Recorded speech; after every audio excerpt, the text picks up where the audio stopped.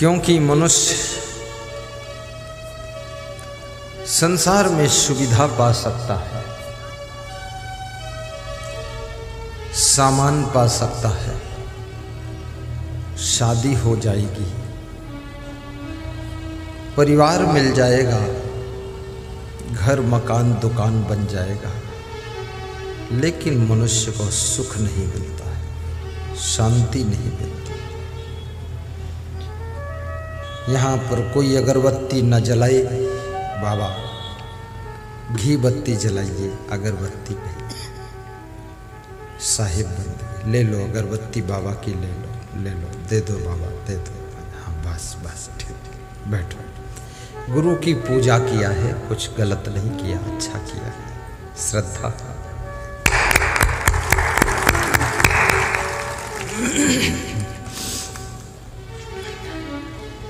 भाव दो, भक्ति दो, भक्ति की शक्ति दो, मुझको इसके सिवा कुछ नहीं चाहिए, कुछ नहीं चाहिए।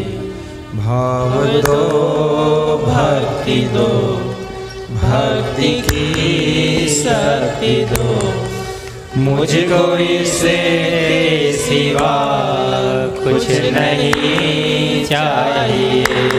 धर्म बड़े दान दो, सत्य का ज्ञान दो, धर्म बड़े दान दो, सत्य का ज्ञान दो, मुझको इसके सिवा कुछ नहीं चाहिए, मुझको इसके सिवा कुछ नहीं चाहिए। भाव दो, भक्ति दो, भक्ति की शक्ति दो, मुझको इसके सिवा कुछ नहीं चाहिए। धर्म बड़े दान दो, सत्य का ज्ञान दो, मुझको इसके सिवा कुछ नहीं चाहिए, मुझको इसके सिवा कुछ नहीं चाहिए। मेरे गुरु हैं जहाँ वहाँ पे अंधेरा नहीं, मेरे गुरु हैं जहाँ वहाँ पे अंधेरा नहीं, है सदा सुख वहाँ दुख का डेरा नहीं, है सदा सुख वहाँ दुख का डेरा नहीं। जाऊं तेरी शरण, पाऊं तेरे चरण, मुझको इसके सिवा कुछ नहीं चाहिए, मुझको इसके सिवा कुछ नहीं चाहिए। भाव दो, भक्ति दो, भक्ति की शक्ति दो, मुझको इसके सिवा कुछ नहीं चाहिए, कुछ नहीं चाहिए। बोलिए सद्गुरु भगवान की जय।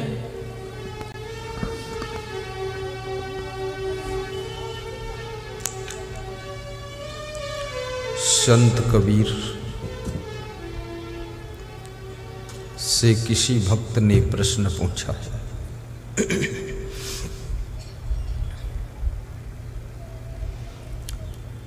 कि ये जीव कितने बंधनों में बंधा हुआ है और इसके बंधन कैसे छूटेंगे, कौन छुड़ाएगा। बंधन में बंधना आसान है, परंतु बंधन से छूटना बहुत कठिन है। शराब पीने की शुरुआत करना आसान है, शराब पीने की आदत बनाना आसान है, लेकिन शराब छोड़ना बहुत कठिन है। फिर शराब के चंगुल से निकलना बहुत कठिन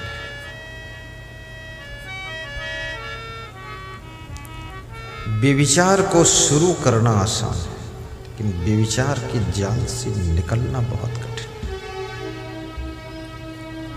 फंस जाते हो। जितने शराबी हैं, जब नशा उतरता है एक बार सोचते हैं अब कभी नहीं पीऊंगा, और जब शाम को पीने का समय आता है तो फिर पी लेते हैं।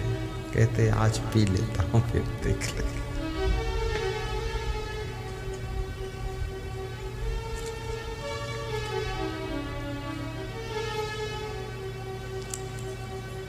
कितनी स्त्रियां पति से लड़ाई करती हैं, लड़ाई लड़ने के बाद मन में सोचती हैं अब कभी नहीं लड़ूंगी, अब कभी नहीं लड़ूंगी। लेकिन लड़ने की आदत बन गई है, तो जब फिर रात बीत जाती है, सवेरा होता है, टाइम आ जाता है, तो फिर लड़ लेती है, फिर झगड़ लेती है।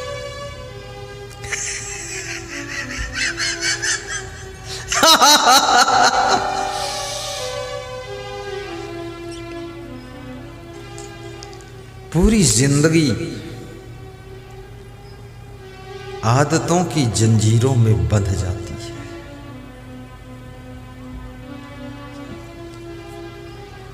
गलत क्या है, सही क्या है, सबको पता है,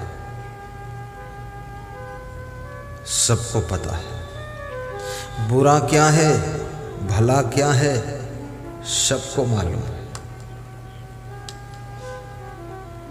उचित क्या है, अनुचित क्या है, सब जानते हैं। लेकिन फिर भी ये मन अनुचित सोचता है,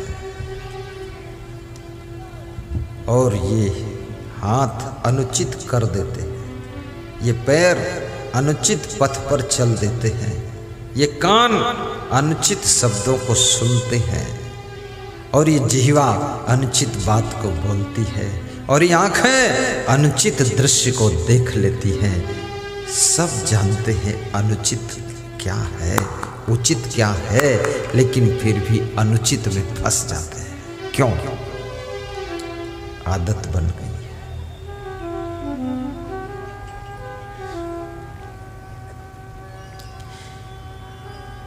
जो देर से सोकर उठते हैं, रोज रोज सोकर उठने के बाद उनके बहुत से काम बिगड़ते हैं, तो फिर सोचते हैं अब कल से जल्दी उठूंगा।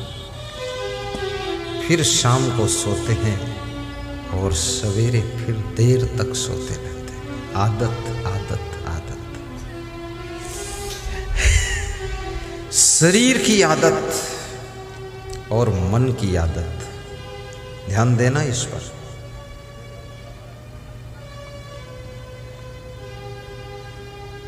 शरीर जब हैबिचुअल हो जाता है, जिस आदत को पकड़ लेता है, उस आदत को दोहराने के लिए शरीर मजबूर होने लग जाता है। तुम्हारी इंद्रियां मजबूर हो जाती है, और मन जिस आदत को पकड़ लेता है, तुम्हारा मन भी मजबूर हो जाता है। मजबूरी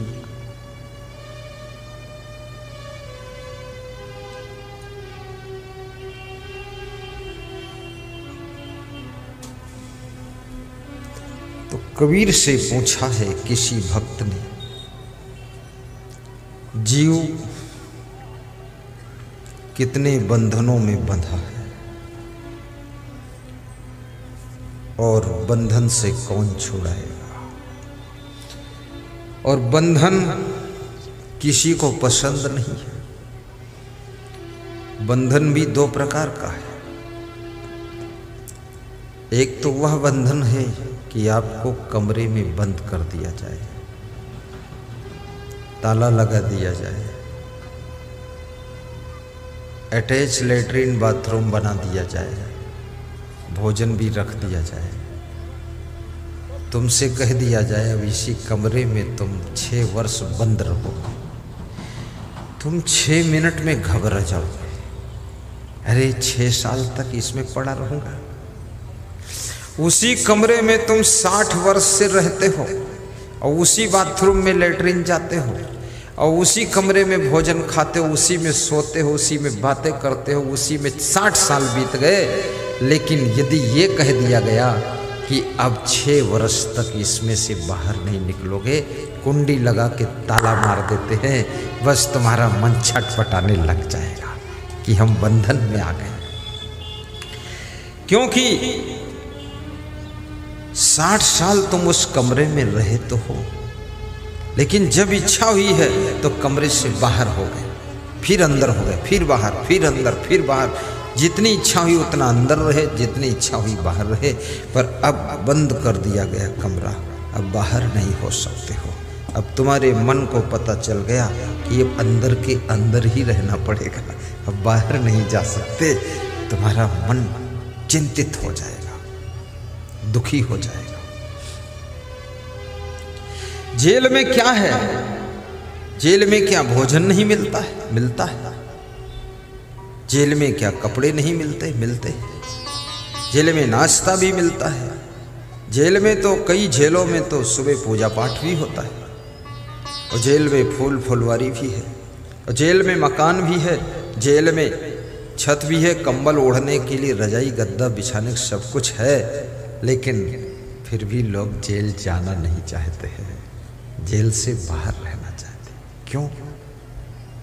जेल में तो ऐसा मकान है जिसे तुम्हें बनाना भी नहीं पड़ा, और भोजन भी ऐसा जिसके लिए खेती बाड़ी करना नहीं पड़ा, सब फ्री व्यवस्था गवर्नमेंट की ओर से सेटिंग, आराम से रहो, क्या बात है।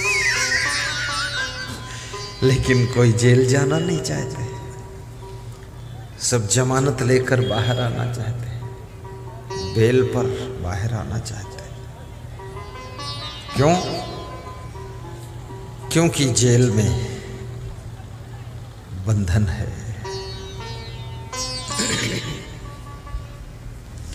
जेल बंधन है।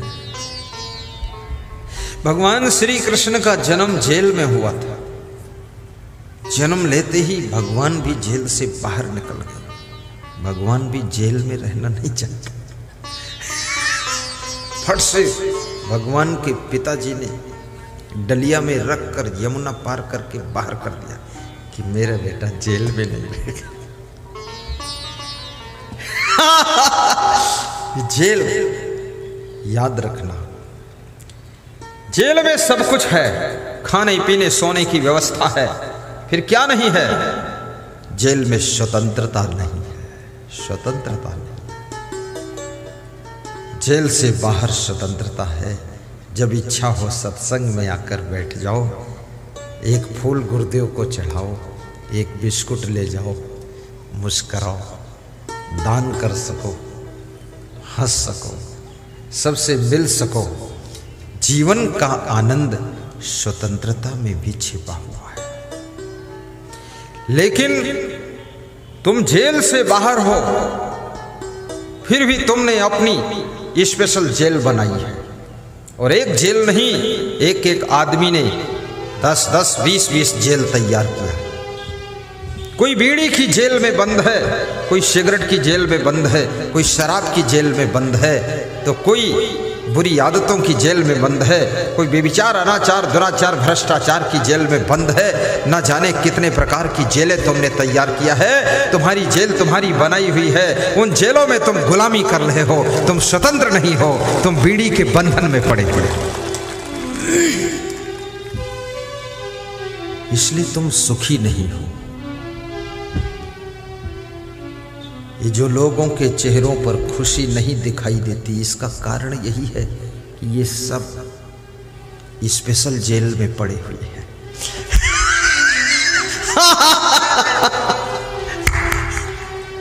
बहुत बड़ी माया मोह की जेल है। कितने माँ बाप कहते हैं क्या करें, बेटे बहू के तांडव की वजह से घर में रहने की इच्छा नहीं है, लेकिन अब माया मोह की जेल में फंसे हैं तो पड़े हैं, क्या करें। माया मोह की जेल, आदतों की जेल, और जितना अधिक तुम अपने को आदतों से मुक्त करते चले जाओगे, उतना तुम जेल से छुटकारा पाते चले जाओगे। ये साधु क्यों सुखी है क्या इसके पास? साधु के पास कुछ नहीं, कमंडल है तो कमंडल का ढक्कन गायब हो गया इसका, फिर भी ये सुखी है। अरे पगड़ी पटना में छोड़ के आया है और ढूंढ रहा है अजान में कि यहां पगड़ी कहां। इतना तो उसका दिमाग गड़बड़ा गया है। फिर भी सुखी है, क्यों? क्योंकि साधु किसी आदत की जेल में बंद नहीं है, पराधीनता की जेल में बंद नहीं है। साधु माया मोह की जेल की हथकड़ी बेड़ी को तोड़ चुका है, इसलिए साधु का जीवन सुखी है, उसके मुखमंडल पर खुशी है।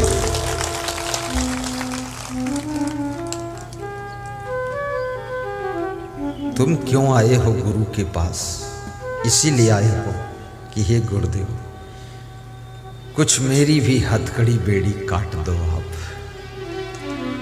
तो मुझे हंसी आती है, हथकड़ी बेड़ी तुमने ही स्पेशल तैयार करके अपने को बांधा है, हमसे कटवाने आए।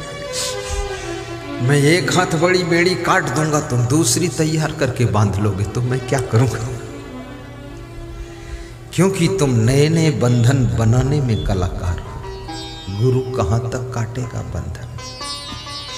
हम बीड़ी छुड़ाते हैं तो तुम सिगरेट के बंधन में पड़ जाते हो, हम सिगरेट छुड़ा पाते हैं तो तुम शराब की जेल में फंस जाते हैं। एक पत्नी शादी किया था, 4 और पत्नी है डुप्लीकेट कहीं से, उसमें भी फंसे हुए हो। एक जेल तो झेल नहीं पा रहे हो, 4 जेलें और बनाया।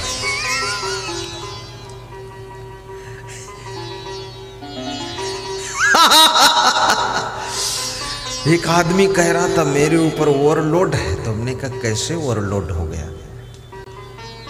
तो बोला एक से विवाह किया, दूसरी से प्रेम किया, तीसरी से प्यार किया, चौथी से लफड़ा किया।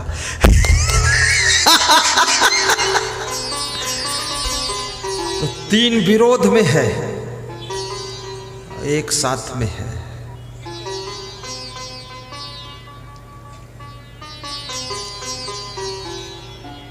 व्यभिचार की जेल में भी मत फंसो। व्यभिचार एक कारागृह है।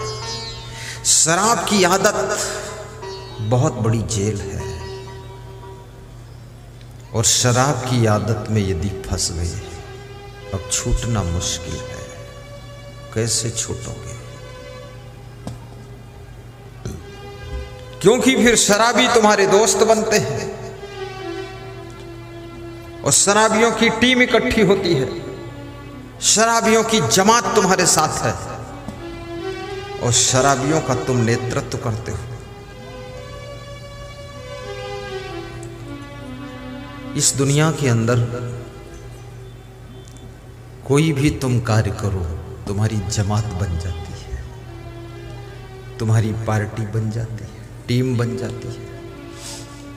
अभी तुम नई पार्टी बना दो बिहार में,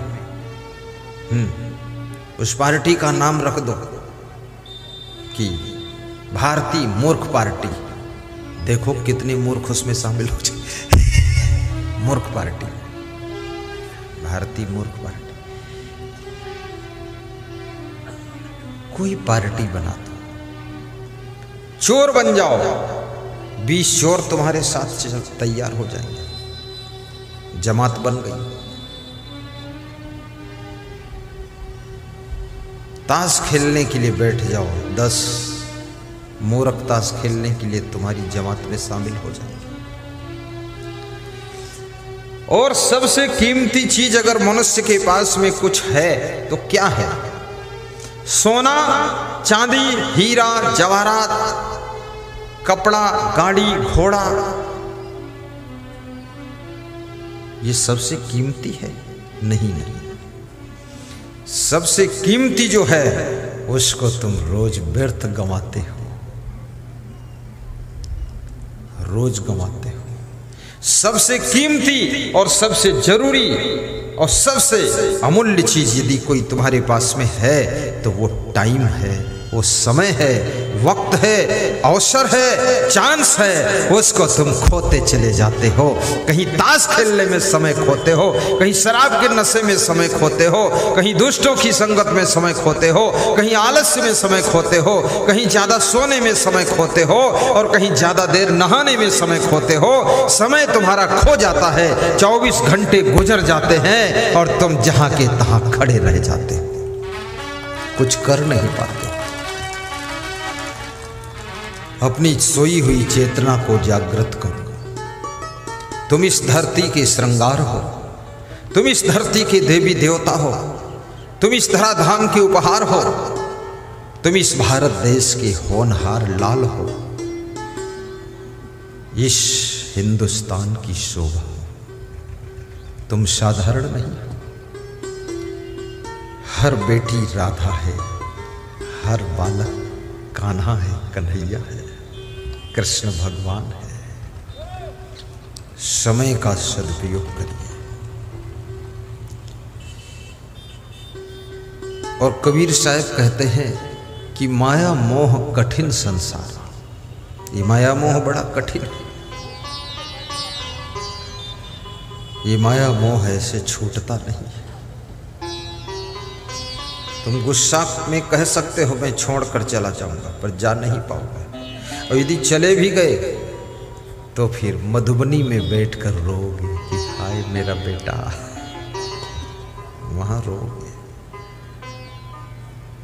हमारे पास में कितने लोग सब झटके से छोड़कर साधु बनने आते हैं। मैं उनसे जब बात करता हूं, मैंने कहा पत्नी है? बोले है।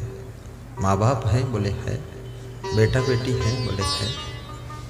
तो हमने कहा तुम तो चले आए हो, वही लोग तुमको याद करके रोते होंगे, क्या तुम्हारे मन में कुछ लगता नहीं है?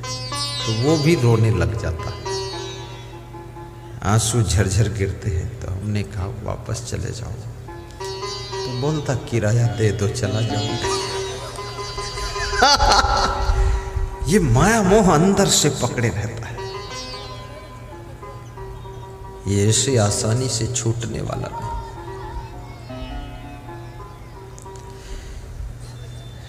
जब भगवान श्री राम अयोध्या की याद करते थे तो राम रोने लग जाते थे।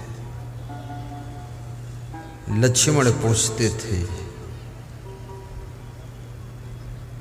भगवान तुम क्यों रोते हो? तो राम कहते थे जब जब राम अवध सुधि करहि,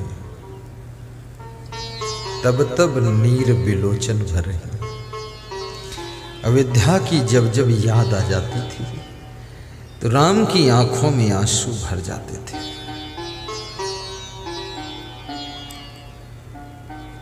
और रामायण कहती है कि मोह सकल व्याधिन कर मूला, चेहिते पुण्य उपजय बहुत सूला। मोह समस्त दुखों की जड़ है, जिससे नाना प्रकार के कष्ट पैदा होते हैं। मोह जेल है, लोभ भी जेल है, क्रोध भी जेल है, अहंकार बहुत बड़ी जेल है, सेंट्रल जेल है। आदमी कितना अज्ञानी है, गाड़ी अपने चलने के लिए खरीदता है, अहंकार पड़ोसियों को दिखाता है, गर्दन ऐंठ के चलता है। क्या समझ रखा है 50 लाख की गाड़ी है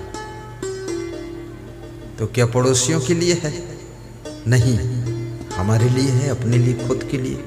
तो ऐंठ पड़ोसियों को क्यों दिखाते हो? गाड़ी है इसलिए ऐंठ दिखाता, तो पड़ोसियों से क्या लेना देना है? जितना बड़ा ज्ञान होगा उतना बड़ा अभिमान होगा, और अज्ञान जब मर जाएगा अभिमान अपने आप उड़ जाएगा, उड़ जाएगा, उड़ जाएगा। अज्ञान अभिमान को जन्म देता है। जब ज्ञान हो जाता है,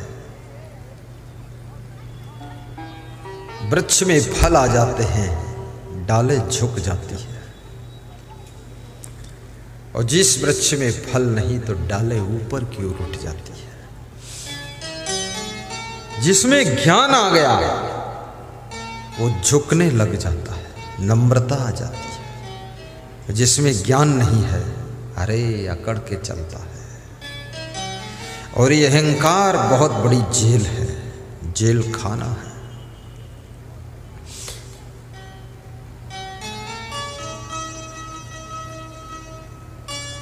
सासु होने का भी अहंकार आ जाता है।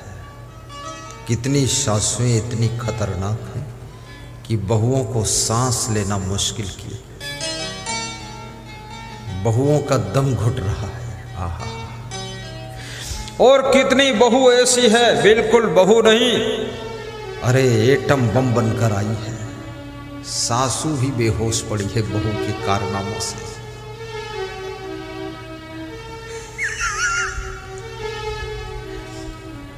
एक महात्मा भीख मांग रहा था, साधु भेष में था और भिक्षा मांग रहा था। ऐसे भिक्षा मांगना बुरा नहीं है, लेकिन भिक्षा मांगना आसान भी नहीं है। प्रोग्राम के लिए चंदा मांगना भी बुरा नहीं है, लेकिन चंदा मांगना आसान भी नहीं, क्योंकि तुम चंदा मांगते हो। कितने लोग आपको नाश्ता भी खिलाएंगे और चंदा भी देंगे और धन्यवाद भी देंगे और कहेंगे हम भी आएंगे। अब कितने लोग नाश्ता भी नहीं खिलाएंगे, चंदा भी नहीं देंगे और दो चार बातें ऐसी बोल देंगे कि तुम्हारे घाव लग जाएगा, हिम्मत टूट जाएगी कि अब चंदा मांगो कि ना मांगो। लेकिन तुम भी फंस गए, क्योंकि गुरु जी का प्रोग्राम लेकर बैठे, फिर मांगते। जिन्होंने जिंदगी में किसी से कभी कुछ मांगा नहीं, हाथ फैलाया नहीं, गुरु के प्रेम में, गुरु की भक्ति में, ज्ञान का प्रचार करने के लिए, समाज के कल्याण के लिए, जन जन को संस्कार देने के लिए, माताओं बहनों को देवी रूप प्रदान करने के लिए और नर को नारायण बनाने के लिए घर घर में चंदा मांगा है, भिक्षा जैसे मांगा है। ऐसे लोग महान होते हैं जो हमारे देश को महानता की ओर ले जाना चाहते हैं। और कोई धार्मिक कार्यक्रम के लिए चंदा देना पड़े, अहो भाग्य मानना चाहिए। अभी हमारे पास में एक दुखी दास आए थे, 1100 की राशि दे गए। बोले हमारी वाइफ ने कहा था कि गुरुजी को 1100 रुपये दे देना, तो देकर जा रहा हूं। मधुबनी से आया, 180 की। वो खड़े हैं पीछे, देखो खड़े हो दुखी दास, खड़े हो। दुखी दास कहाँ निकल गया? बोल रहे थे अब जा रहा हूँ, 180 किलोमीटर है, 4-5 घंटा लग जाएगा गुरुदेव। बड़ी श्रद्धा से आए। तो भिक्षा मांगना, लेकिन याद रखना चंदा मांगो, खूब मांगो, लेकिन चंदा एक महान उद्देश्य के लिए मांगना चाहिए। अभी भगवान श्री राम का मंदिर बन रहा है, सरकार की ओर से राम मंदिर के निर्माण के लिए चंदा इकट्ठा किया जा रहा है, चंदा इकट्ठा किया जा रहा है। सरकार का टाइगर था कि 1100 करोड़ इकट्ठा कर लो, चल जाएगा काम। लेकिन सरकार को भी ये ज्ञान नहीं था, ये हिंदुस्तान है, ये दानवीरों का स्थान है, ये राम के भक्तों का स्थान है। 2500 करोड़ चंदा इकट्ठा हो गया, 2500 करोड़। मैं तो कहता हूं और मांग लो थोड़ा, 2500 करोड़ क्या 1 लाख करोड़ इकट्ठा हो जाए, भगवान का मंदिर बहुत अच्छा बन जाए। और मंदिर हिंदुओं की शान है, हिंदुस्तान की पहचान है मंदिर। आज दुर्गा स्थान, यहां मंदिर में गए हम हरदी में, बड़ा सुंदर मंदिर है। दूर से ही उसके जो बनावट देख रहा था ना मैं, चौड़ा फिर कम चौड़ा, फिर कम चौड़ा, फिर कम चौड़ा, ऊंचा ऊंचा, बड़ा आकर्षण हुआ। वहां जब पहुंचे हम, दिल भर गया, आनंद है। लेकिन अभी उस मंदिर में सेवा की आवश्यकता है, अभी थोड़ा टाइल लगना बाकी है दीवालों में, अभी थोड़ा सा उस मंदिर में सब फिटिंग सेटिंग बाकी है। और मुझे उम्मीद है अगली बार इस क्षेत्र में आऊंगा तो इतना दानवीर ये क्षेत्र है कि वो मंदिर में जो कसर है वो कसर नहीं रह जाएगी, सबके सहयोग से मंदिर चमक जाएगा। और मंदिर के पुजारी से मैं कहूंगा, मंदिर चमके तो मंदिर के पुजारी के दांत भी चमक जाए। वो बहुत पान तमाकू खाता है, इतना खा के बैठा था वो, ऐसे गाल फूला था एक तरफ। तो मैं उसको देखा, हमने कहा यार भगवान इतना प्यारा है, सलोना है, देवी जी इस पुजारी को तुम डांटती क्यों नहीं? देवी जी ने कहा इसको रात में मारूंगी आज। अरे किसी मंदिर के पुजारी को, किसी साधु संत को ये पान तंबाकू शोभा नहीं देता है, नशा किसी प्रकार का शोभा नहीं देता है। साधु संत के दांत मोती की तरह चमकने चाहिए और सज्जन भक्तों के दांत दूध की तरह दर्शन देना चाहिए, मुंह एकदम साफ होना चाहिए। ऐसा वैसा खाना पीना बंद करो। महिलाएं कोई पान तंबाकू नहीं खाती, कितने सुंदर दांत हैं इनके, लेकिन ये ओंठों में लाल रंग लगा लेती है। लाली मेरे लाल की ओंठें हो गई लाल, और जो कोई देखे ओंठ को वो भी हो जाए लाल। बहुत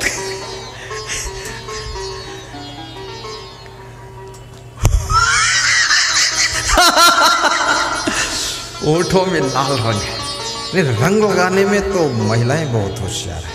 ओंठ में रंग, नाखून में रंग, बालों में रंग, गाल में रंग, पाँव में रंग, एड़ी में रंग, रंग में रंग, पूरा रंगा रंग। अब घर वाले हैं तंग।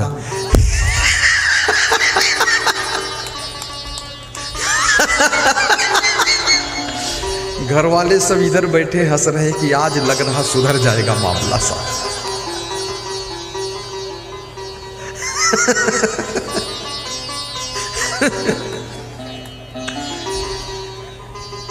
साहिब बंदगी, साहिब बंदगी।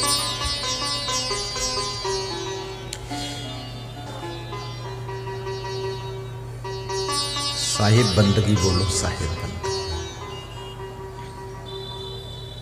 मिलता है सच्चा सुख केवल गुरुदेव तुम्हारे चरणों में।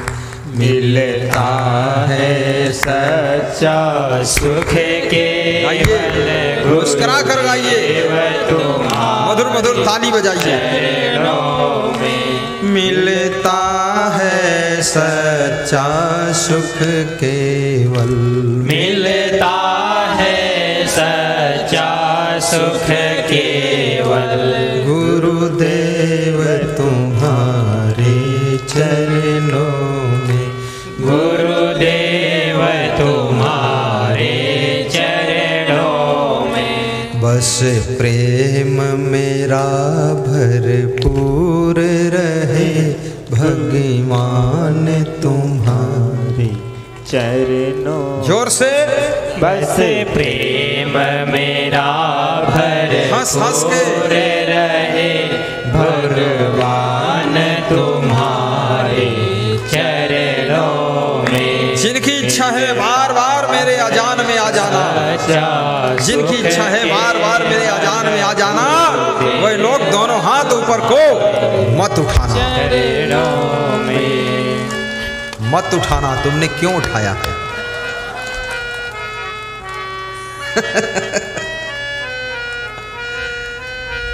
बहुत आनंद आ गया। धन्य हो। अनिल मंडल कहाँ? खड़े हो जाओ। उपेंद्र ठाकुर खड़े हो। कहाँ उपेंद्र ठाकुर? अरे गणेश पासवान, नाम पासवान रहते दूर हो, पास में रहो। बैठो। ये बच्चा है, बहुत मेहनत किया। ये गांव महान है जिन्होंने मुझे स्वीकार कर लिया। धन्य है गांव। आज सैकड़ों गांव के नर नारियों को सत्संग और दर्शन का लाभ यदि मिला है तो अजान वासियों की मेहनत श्रद्धा से मिला है। याद रखना, भागीरथ गंगा लाए थे, करोड़ों लोगों ने स्नान किया है, धन्य बनाया है जीवन। ये अजान वासियों की ओर से सत्संग की गंगा आई है, पूरा क्षेत्र धन्य हो रहा है। सुखद सत्संग। तो मैं क्या सुना रहा था? कबीर साहब से किसी भक्त ने पूछा है,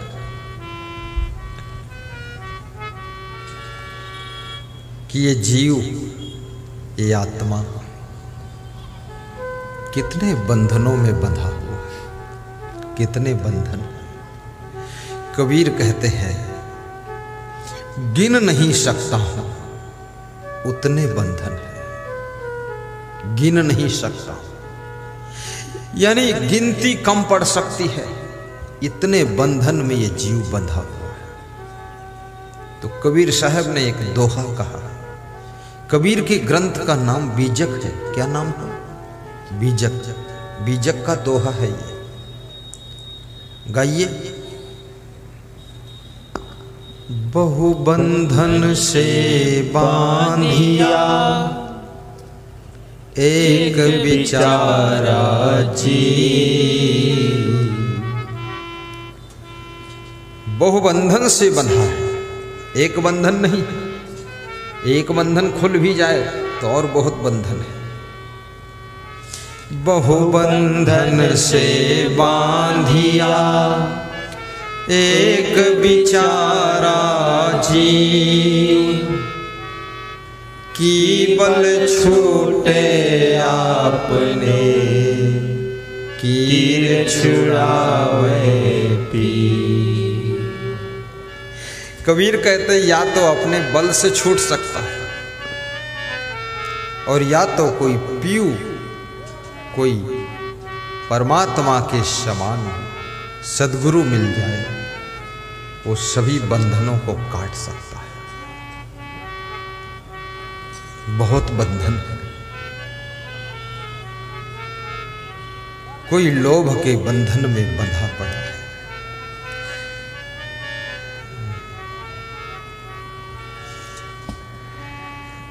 एक आदमी हजारों की भीड़ में खड़ा हुआ और बोला,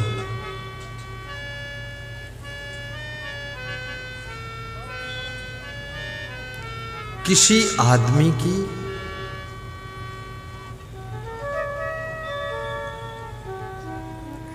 $2000 के नोट की गड्डी गिर गई है, जिसकी हो ले सकता है।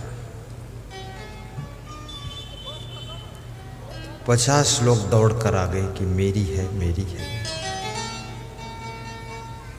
तो जो खड़ा होकर बोला था उसने कहा कि अभी गड्डी बांधने वाला धागा मिला है, गड्डी अभी नहीं मिली है। ये लोभी लोग दौड़े हैं लेने के लिए। इस दुनिया में देना सीखो। सूर्य सबको रोशनी देता है, सब लोग उसको प्रणाम करते हैं। याद रखना, देने वाले को सम्मान मिलता है।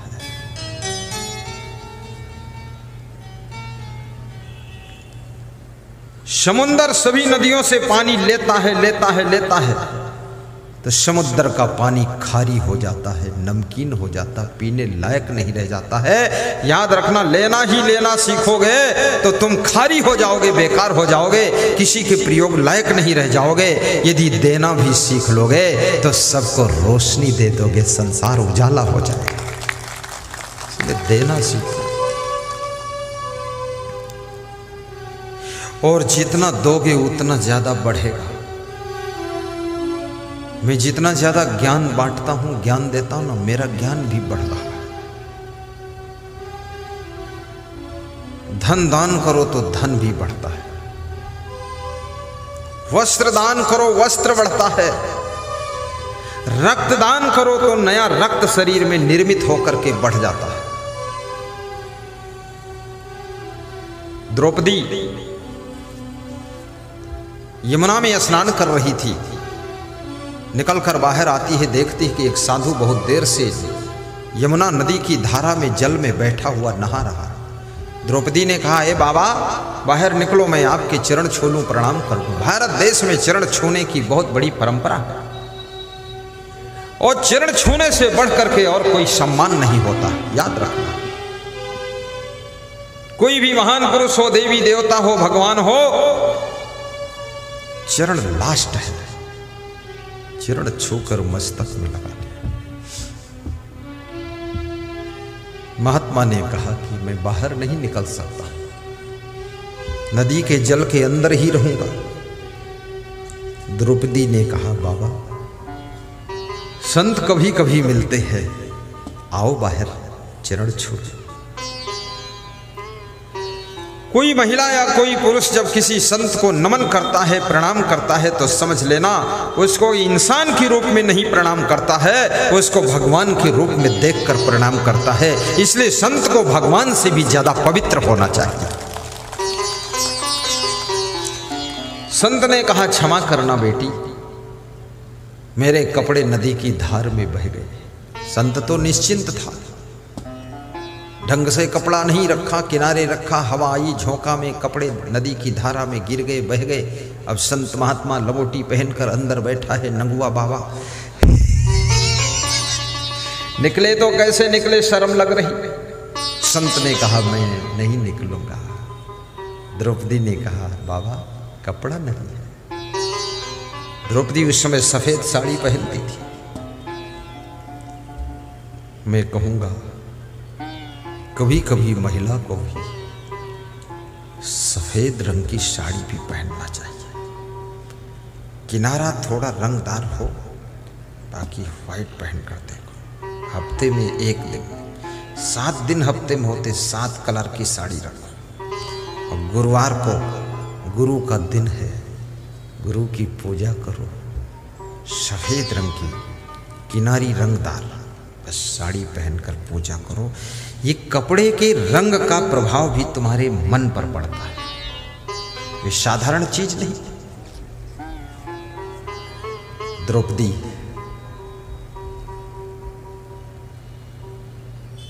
अपनी साड़ी का टुकड़ा फाड़ कर रख देती है, एक पत्थर के नीचे दबा देती है। महात्मा मैं जा रही हूं, आप समय मिले तो इस कपड़े को पहन लेना।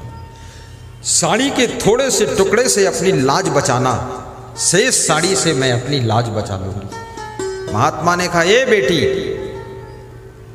मैं आशीर्वाद देता हूं, आज तूने मेरी लाज बचाने के लिए वस्त्र दान दिया है, मेरी तपस्या का पुण्य लग जाए।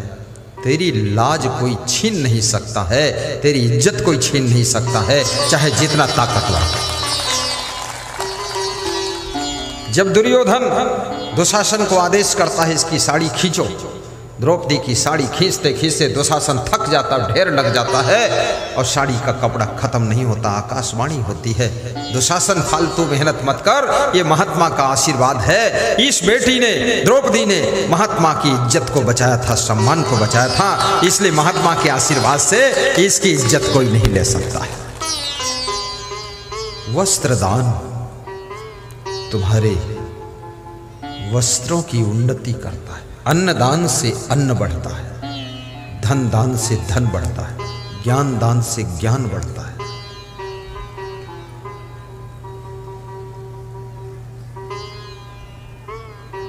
साहिब बंदगी, और प्रेम दान से प्रेम बढ़ता है। बुद्धि दान करने से बुद्धि बढ़ती है। और याद रखना, भक्ति दान करने से भक्ति बढ़ती है। आज हमारे इस सभा में ऐसे ऐसे भक्त बैठे हैं, एक एक भक्त ने सैकड़ों लोगों को भक्ति से जोड़ा है, उनको भी भक्ति दान किया है, भक्ति सिखाई है, भक्ति दिया है कि तुम भी गुरु के प्रवचन सुनो, उनकी भक्ति करो। और जिन्होंने भक्ति दूसरों को प्रदान करने में अपना योगदान किया है, उनकी भक्ति 1000 गुना बढ़ती चली गई। प्रचारक भक्त हैं। इसी श्रृंखला में हमारे परम भक्त श्री सुनील भारती जी खड़े हो, गंभरिया के निवासी। आपने हजारों लोगों को भक्ति सिखाया, भक्ति दान दिया, गुरुदेव से जोड़ा है, मोबाइल से प्रवचन सुना देते हैं और बता देते तुम भी सुनो। गुरु के जन्मोत्सव 20 अक्टूबर को आपने बहुत बड़ा भंडारा किया था। आपकी भंडारा में बहुत सहयोग करने वाले सभी टीम उनकी, हरे राम खड़े हो जाओ, सब खड़े हो जितना। हाँ, गंभरिया वाले देखो कितना, सिंहेश्वर के टेलर साहब, ये गंभरिया के लोग, खीर का भंडारा चला, हजारों लोगों ने खाया। और 2023 में प्रोग्राम होगा। भक्ति दान करने से भक्ति बढ़ती है। याद रखना, प्रेम दान करने से प्रेम बढ़ता है। और प्रसन्नता दान करने से प्रसन्नता बढ़ती है। किसी को तुम कुछ नहीं दे सकते हो तो कम से कम खुश होकर के बोल तो सकते हो। ऐसा मुंह बना करके बैठते हो, लगता है कोई भूत प्रेत आया है। थोड़ा, मैं हांगकांग में गया था तो हांगकांग के मूल निवासी लोग, मैं एक कुर्सी पे बैठा था तो हंस रहा था, फालतू हंस रहा था। मैं फालतू भी हंसता, कोई कारण था नहीं, ऐसे दांत निकाल के। तो 2 पति पत्नी आए हांगकांग के मूल निवासी, बोले आपका फोटो लेना चाहता हूँ। हमने कहा पूछना चाहिए कि ले लेना चाहिए, तुरंत ले लो। हाँ, इमीडिएट फोटो निकालो, फटाफट फट से लिया फोटो। बोले साथ में बैठ के लेना चाहता हूँ। हमने कहा आ जाओ, कम हियर प्लीज, मेरे पास बैठो। हाँ बैठ गए, फोटो लिया। तो हमने पूछा उनसे, ये फोटो लेने की डिज़ायर तुम्हारे अंदर कैसे पैदा हुई, वाई डिज़ायर फोटो? तो उसने बताया कि आप हंस रहे थे, खुश रहे थे, तो ऐसा हमको अच्छा लगा कि इनका फोटो ले लो।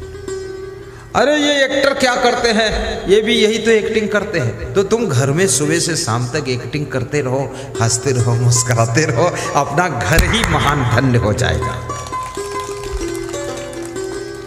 खुश रहना सीखो, सही काम करना सीखो। और खुश वही रह सकता है जिसका मन निष्कपट है। खुश वही रह सकता है जिसका मन निर्मल है। खुश वही रह सकता है जिसका चिंतन सही है। खुश वही रह सकता है जो दूसरों को खुश कर सकता है। खुश वही रह सकता है जो दूसरों की खुशी छीनता नहीं है। खुश वही रह सकता है जो सबको खुश करने की कोशिश करता है। और खुश वही रहता है, याद रखना, जो खुश रहना चाहता है वही खुश रहता है। खुश रहो।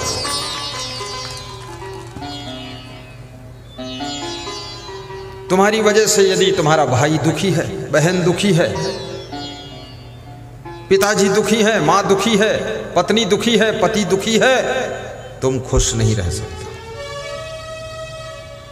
कितने भाइयों ने अपने भाइयों को इतनी पीड़ा दिया है। बड़े आलसी, बड़े निकम्मे, बड़े क्रोधी, बड़े दुष्ट, उल्टा पलटा काम करते हैं। भाई समझाता है, मानते नहीं। भाई को टेंशन दिया है। कितनी स्त्रियां अपने पतियों को भारी टेंशन देती है और रात को इंजेक्शन देती है और सुबह फिर रिएक्शन करती है और दिन भर इन्फेक्शन होता है। ये सब क्या नाटक कर रही है? सोचती है मेरा पति लंबी आयु को प्राप्त हो, अरे लंबी आयु, ये तो अगले साल मर जाएगा, यही हालत रही है। पति को टेंशन मत दो। वो कौन सी आदत है जिसको तुम छोड़ नहीं सकते हो? तुम एक दिन जब मृत्यु का समय निकट आता है, इस शरीर को छोड़ देते हो, परिवार को छोड़ देते हो, पूरी दुनिया को छोड़ करके आत्मा विदाई ले लेती है, तो जीते जी ये बीड़ी, सिगरेट, गांजा, चरस, तंबाकू, मांस, मछली, अंडा, नशा, शराब, व्यभिचार, अनाचार, दुराचार, भ्रष्टाचार, सारी बुरी आदतों को तुम त्याग दोगे।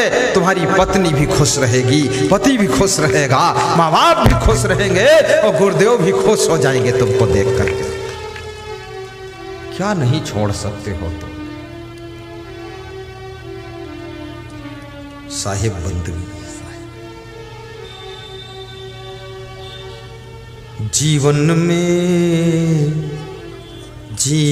में जितने दुख दिखते, बाबा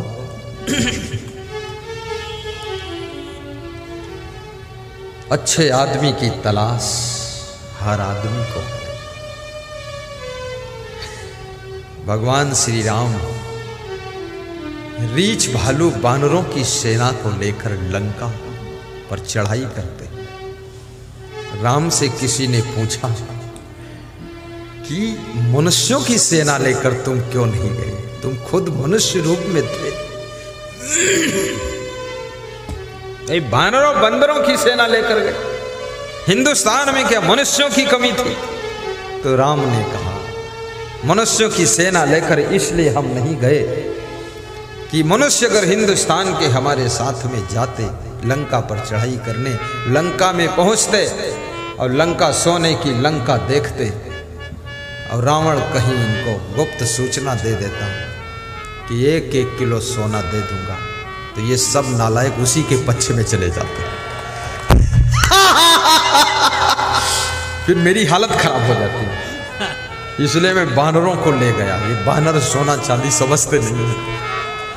देखो राम बुद्धिमान थे। ऐसे लोभी लोभी आदमी kwa लेकर तुम कोई सफलता करना चाहो तो लोभ के कारण तुमको डुबा देगा, कुछ नहीं काम आएगा वो। जीवन में जितने दुख दिखते, गा दूं और मंद मंद बजाइए। जीवन में जितने दुख दिखते। जीवन में दुख क्यों है? क्या कारण है इसका? What is reason? प्लेजर। दुख का कारण क्या है? एक ही कारण है। जीवन में जितने दुख दिखते वे निज दोषों के कारण ही। जीवन में जितने दुख दिखते। आप कहीं रहो, बिहार रहो, पश्चिम बंगाल रहो, यूपी रहो, एमपी रहो, दिल्ली रहो, कहीं रहो, अमेरिका, लंदन रहो, आप सब जगह सुखी हो सकते हैं। कोई नहीं पूछता ये गुरुजी कहाँ के रहने वाले हैं, और कोई नहीं जानना चाहता तुम्हारा आश्रम। अरे जाने दो भाड़ में आश्रम। हमको क्या जरूरत है कि ये सेव फल किस बगीचे से आया है? हमको तो सेव फल की क्वालिटी अच्छी उसे खरीद कर खा लेना है। हमें तो गुरुजी कहाँ रहते उससे लेना देना नहीं। हमें तो गुरुजी अच्छे हैं, बस उनको स्वीकार करना है। ये बात है कि नहीं?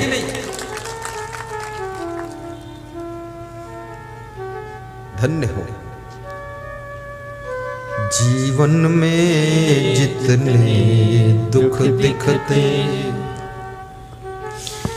वे निज दोषों के कारण ही। वे निज दोषों के कारण ही। वे निज दोषों के कारण ही। जीवन में जितने दुख दिखते वे निज दोषों के कारण ही। पर जिसको इतना ज्ञान न हो, गाओ, पर जिसको इतना ज्ञान न हो, बाबा प्रणाम, पर जिसको इतना ज्ञान न हो वह दोष मिटाना क्या जाने, पर जिसको इतना ज्ञान न हो वह दोष मिटाना क्या जाने। जीवन में जितने दुख दिखते वे निज दोषों के कारण ही, वे निज दोषों के कारण ही, वे निज दोषों के कारण ही। हर सासू कहती है कि बहू की वजह से मैं दुखी हूं, और बहू कहती है सास ससुर के कारण दुखी हूं। पति कहता पत्नी से दुखी हूं, पत्नी कहती पति से बहुत परेशान हूं, बेटा कहता है माँ बाप से दुखी हूं। ये सब सबसे दुखी हैं, ये खुद से कोई दुखी ही नहीं, दूसरों से ही दुखी है। और ये दूसरे लोग सबको दुख दे रहे हैं, ऐसा नहीं है। अपने भीतर झांको, कहाँ गलती है, स्वयं में कहाँ कमी है। अगर बेटी ससुराल में टिकती नहीं है, याद रखना बेटी के अंदर भी कमी है। बेटी के माँ बाप को कभी अपनी बेटी का पक्षपात नहीं करना चाहिए। बेटी का मनोबल बढ़ा करके उस बेटी को बंदूक मत थमाइए हाथ में, थोड़ा उसको शांति दीजिए। और बेटी को भी गम खाना सीखना चाहिए, समय पर जागना सीखना चाहिए। छोटी छोटी बातों को लेकर के परिवार में कलह कलेश प्रारंभ होता है। बहुत ज्यादा देर तक सोती है, सासू को गुस्सा आता है। थोड़ा जल्दी उठ जाओगी तो क्या फर्क पड़ जाएगा। बहुत थोड़ा आलस्य करती है, सासू का मन खिन्न हो जाता है। आलस्य छोड़ दो, मन प्रसन्न हो जाएगा सासू जी का। सासू हर बात में नोक झोंक करती है, बहू का मन दुखी हो जाता है। सासू को भी चाहिए हर बात में नोक झोंक मत करो, चलने दो, चलवा दे ठीक है। हर बात में बोलो मत, थोड़ा उल्टा भी करेगी, सीधा भी करेगी, धीरे धीरे सीख जाएगी। छोटी है, बच्ची है, अभी इसको बचाना पड़ेगा, धीरे धीरे सब आ जाएगा।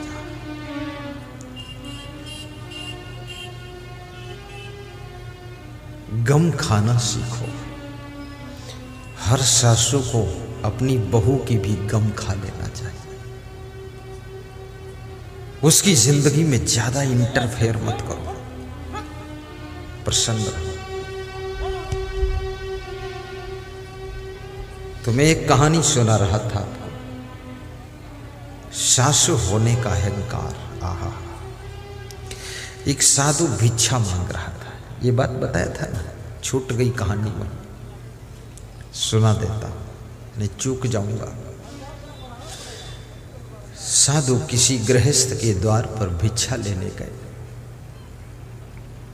सासू घर में नहीं थी, बहू थी। बहू से भिक्षा मांगा। बहू ने कहा, बाबा थोड़ा रुको, मैं घर के अंदर से आती हूँ। तो साधु ने सोचा घर के अंदर जा रही है, कुछ लेकर आएगी। घर के अंदर से जब आई 5 मिनट के बाद, तो उस बहू ने कहा, बाबा हमारे घर में भिक्षा नहीं मिलेगी आपको, जाओ बाबा, यहाँ कुछ नहीं मिलेगा। तो साधु मुस्कुराता हुआ चल देता है, हंसता हुआ। जो नहीं देता है ना,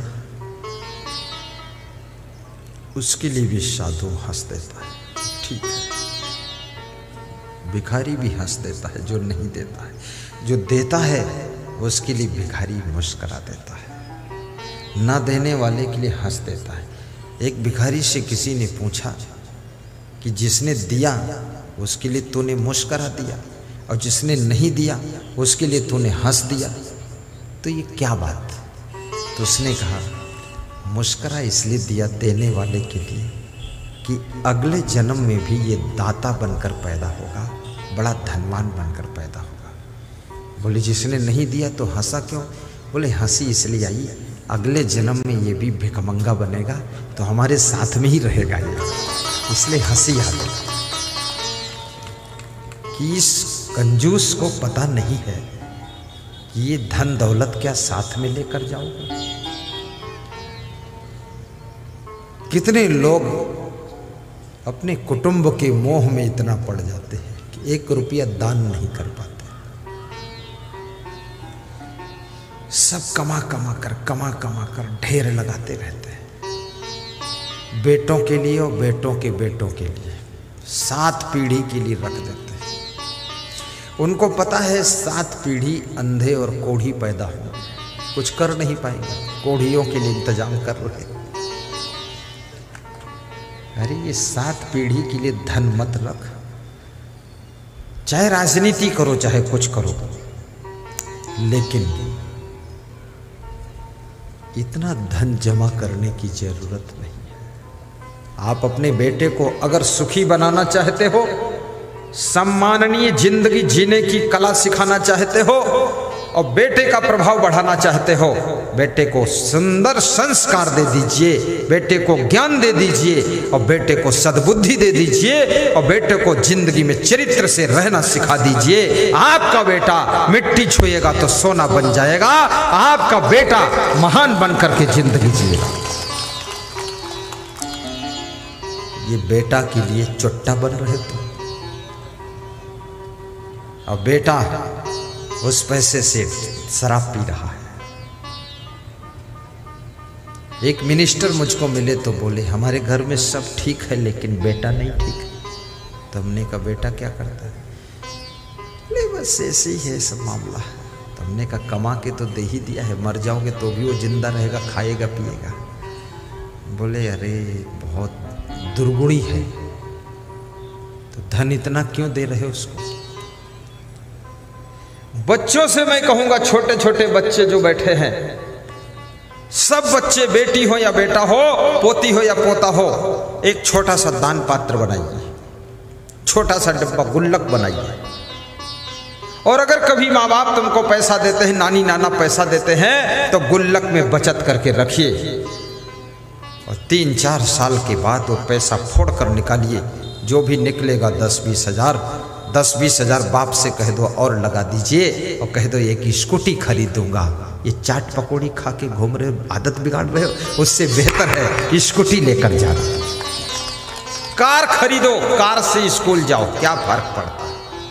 पैसे को बर्बाद मत करो। और ये भी निवेदन करूंगा,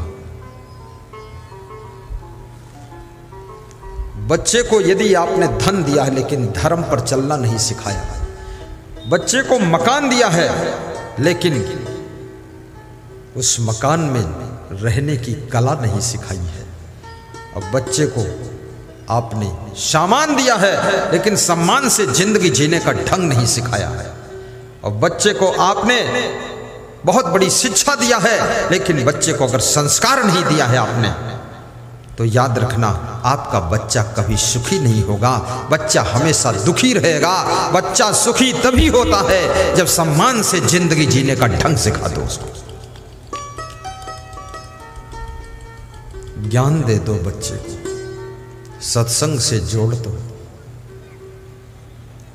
तो वो साधु हंसता हुआ चल देता है। सामने से उस घर की सासू आ रही थी। सासू ने पूछा, अरे साधु बाबा अभी तो मेरे घर के सामने खड़े थे, भिक्षा मांग रहे थे, तो मेरी बहू ने भिक्षा दिया कि नहीं दिया, क्या कहा? तो साधु ने कहा कि तुम्हारी बहू ने जवाब दिया कि बाबा इस द्वार पर भिक्षा कभी नहीं मिलेगी, जाओ बाबा टाइम पास मत करो। बोले फिर मैं हंसता हुआ चला आया। बोले हंसे क्यों? बोले इसलिए हंसा कि अगले जन्म में तुम्हारे घर में भी सब भिखमंगा होंगे। तो मैं मजबूरी में आ गया था तुम्हारे द्वार पर। किसी के द्वार पर कोई अतिथि आ जाए, प्रेम से खिला देना उसको, प्रेम से बोल देना, मेहमान का सम्मान कर देना। और ये भी निवेदन करूंगा, हर रोज किसी के हम मेहमान बनने के लिए भी मत जाना, रोज रोज ससुराल भी मत जाना।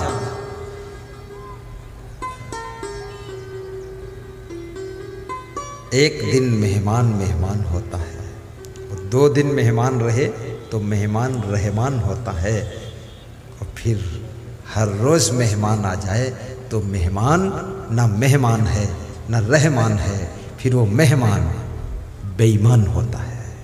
बेईमान दूसरे घर में भार बनते हो, वहाँ भीड़ बचाते हो, टाइम बर्बाद करते दूसरे का भी, खाम खा वहाँ खड़े रहते रोज। किसी दोस्त के घर पे भी रोज मत जाइए, लांछन लग जाएगा, कलंक का दाग लग जाएगा कि इसके घर पे ये क्यों आता है रोज। लोग संदेह करेंगे तुम्हारे ऊपर, लेकिन तुम जैसा बेशर्म आदमी वहां खड़े हो रोज, क्यों खड़े हो, क्या जरूरत? आपका सम्मान आपके हाथों में है, आपकी चालों में है, आपकी बातों में है, आपकी चरित्रों में है। प्रथम अपने चरित्रों को सुधारोगे तो क्या होगा? हे गुरुदेव अपने चरणों में बिठा लोगे तो क्या होगा? बिठा लोगे तो क्या होगा? सासू ने कहा तुम मेरे साथ आओ। सासू वापस ले गई उस साधु को। साधु को बड़ी आशा की किरण मिली, ये सासू है, घर की मालिक है, अब वापस लेकर जा रही। बोले आओ। बहू ने कैसे मना कर दिया कि कुछ नहीं मिलेगा, चलो। महात्मा प्रसन्न हो गया कि अब मिलेगा जरूर, लग रहा। महात्मा आया, बैठा रहा द्वार पर। 2-4 कुर्सी पड़ी थी, महात्मा कुर्सी पर बैठ गए। सासू अंदर गई, 10 मिनट के बाद लौट कर निकली। साधु ने सोचा कुछ लाएगी, कुछ देगी। तो सासू ने क्या कहा, जाओ बाबा, जिंदगी भर तुमको यहां कुछ नहीं मिलेगा, जाओ। तो साधु ने कहा तो बुलाकर क्यों लाई? मैं तो चला ही गया था। बोले मैं इसलिए बुलाकर लाई कि मेरी बहू ने मना किया था कि कुछ नहीं मिलेगा। बहू कौन होती मना करने वाली? मना भी करूंगी तो मैं करूंगी, क्योंकि मैं सासू हूं, इसलिए मना करूंगी। तो मैं इसलिए लाई थी कि तुमको मना करने के लिए लाई थी कि मैं मना कर रहा हूं। ये सासू होने का ऐसा अहंकार होता है कि मना भी करूंगी तो मैं ही करूंगी। अरे वही काम बहू ने कर दिया तो क्या बुरा हो गया?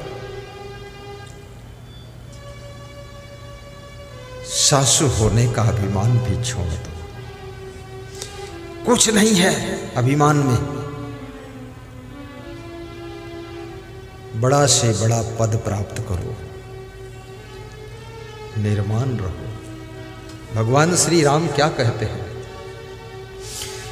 सिया राम माई सब जग जानी,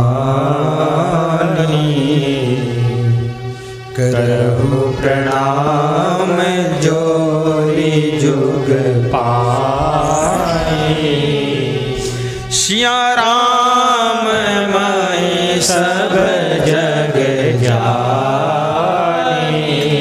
राम कहते हैं मैं ही केवल राम नहीं हूँ, पूरे जगत के पुरुष राम हैं, पूरे जगत की नारियां सीता हैं।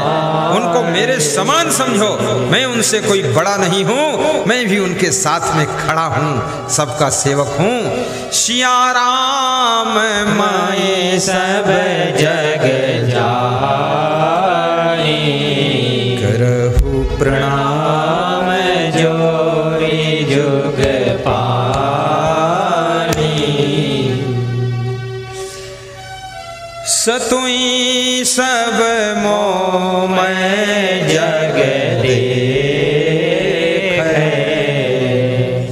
मोते अधिक संत करि लेखे।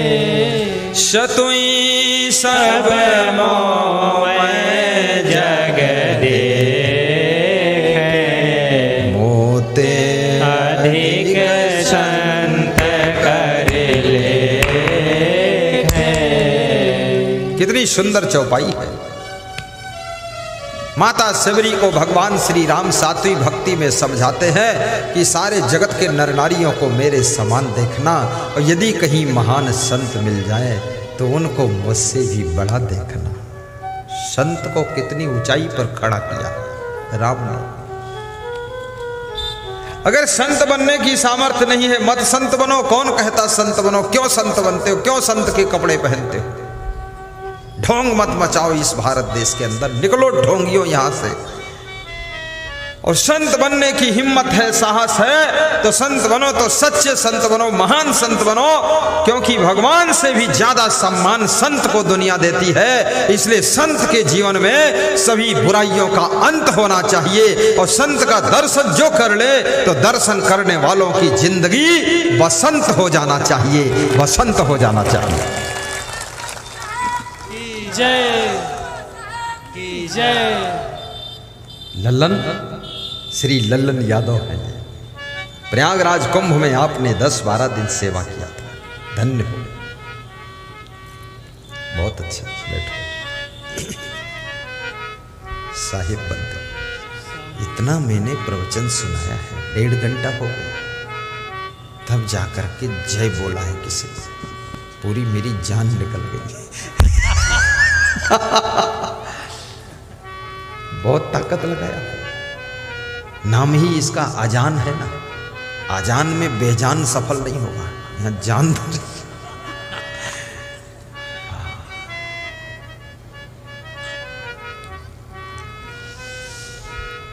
तुम ही मेरे मंदिर, तुम ही मेरी पूजा, तुम ही देवता हो, तुम ही देवता हो।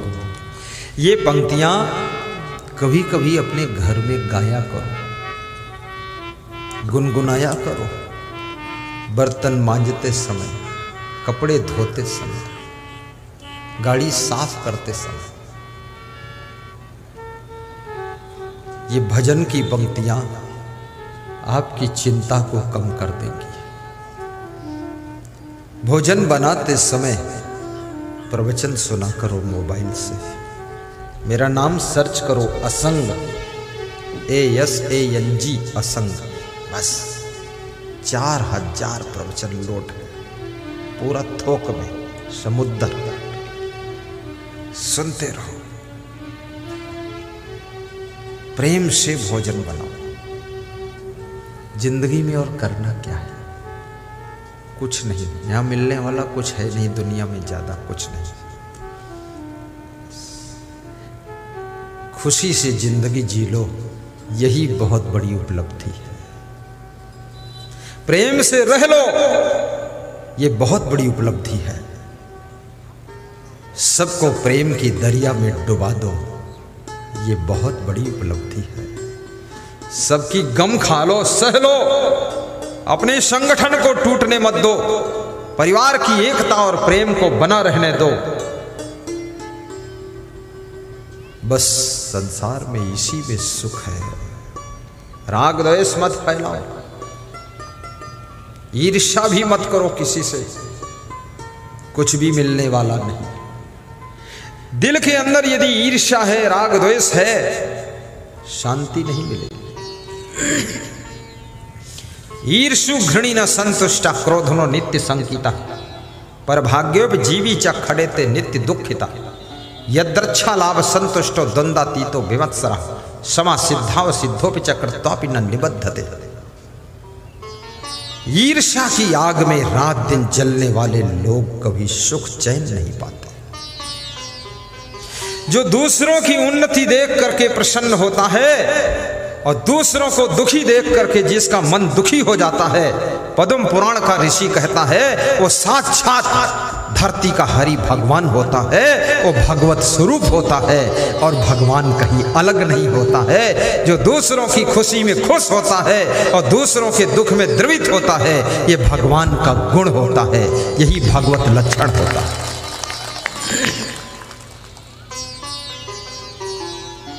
देवदत्त ने एक हंस को बाण मारा, हंस घायल होकर के गिरा।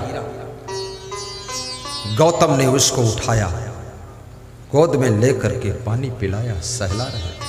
देवदत्त आता है और कहता हंस मेरा है क्योंकि मैंने मारा है। गौतम कहते हंस मेरा है क्योंकि मैंने बचाया है। दोनों में विवाद हुआ। राजा के पास पहुंचे, राजा ने कहानी सुनी तो राजा ने जवाब दिया, मारने वाले से बचाने वाले का अधिकार ज्यादा होता है, इसलिए हंस गौतम का है। और वही गौतम जो हंस के दुख को सह नहीं सके, बचाने के लिए द्रवित हो गए, वही एक दिन भगवान बुद्ध के नाम से प्रसिद्ध होते हैं, भगवान बुद्ध कहे जाते हैं। वे भी किसी माता पिता की संतान थे, वे भी मनुष्य के रूप में पैदा हुए थे। राजमहलों में उनका जन्म कहाँ हुआ, कैसे हुआ, ये छोड़ो बकवास, लेकिन मनुष्य का चेहरा है उनका और उनको भगवान बुद्ध माना गया। याद रखना, यदि आपके अंदर दया है, करुणा है, रहम है, तो ये लक्षण भगवान का है, फिर आप स्वयं भगवान के रूप हैं, भगवान के रूप है। ईर्ष्या द्वेष से बचो, जलन मत करना किसी से। कई बार लोग किसी का बढ़ता हुआ नाम देख करके जलने लग जाते हैं कि इसके नाम को बिगाड़ना है किसी तरह से। और याद रखना, आपका नाम बढ़ने लग जाए, धन धाम बढ़ने लग जाए, दौलत बढ़ने लग जाए, शक्ति बढ़ने लग जाए, तो ज्यादा विनम्र हो जाना, अपनी शक्ति का दुरुपयोग मत करना, किसी को सताने में शक्ति मत खर्च कर देना, अन्यथा शक्तियां पुनः एक कुदरत वापस लेना शुरू कर देती है। शक्तियां उसके पास में परमानेंट रहती हैं जो अपनी शक्तियों का सदुपयोग करता है, शक्तियों का प्रयोग दूसरों की रक्षा करने में करता है, उसकी शक्तियां निरंतर बढ़ती चली जाती हैं। जो अपनी शक्तियों का दुरुपयोग करता है, दूसरों को सताने में शक्ति खर्च करता है, वो एक दिन शक्तिहीन हो जाता है, वो शक्तिहीन हो जाता है।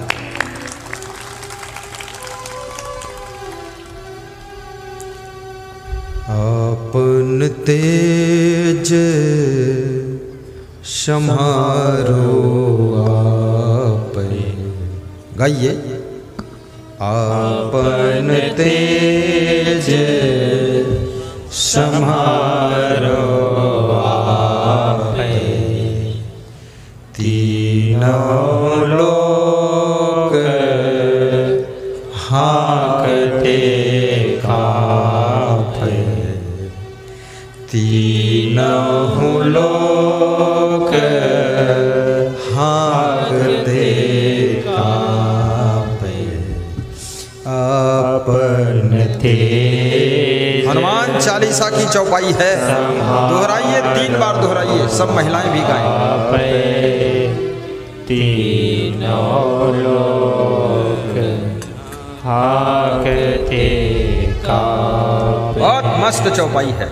अपना तेज, आप पास कौन कौन तेज है, वो तेज तुम संभाल नहीं पाते, तेजहीन हो जाते हैं। तेजस्वी बनो, तपस्वी बनो, ओजस्वी बनो, यशस्वी बनो, कीर्तिमान बनो।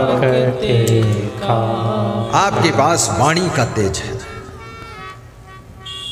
दृष्टि का तेज है, आपके पास में बुद्धि का तेज है, आपके पास में चरित्र का तेज है, आपके पास में सुंदर स्वभाव का तेज है। इस तेज को संभालो, कहीं इस माया मोह के संसार में आपका स्वभाव बिगड़ न जाए, वाणी बिगड़ न जाए, चरित्र बिगड़ न जाए, कहीं आचरण खो न जाए, और कहीं आपकी तेजस्विता छीड़ ना हो जाए। अपन तेज संभारो आप। हनुमान चालीसा कहती है,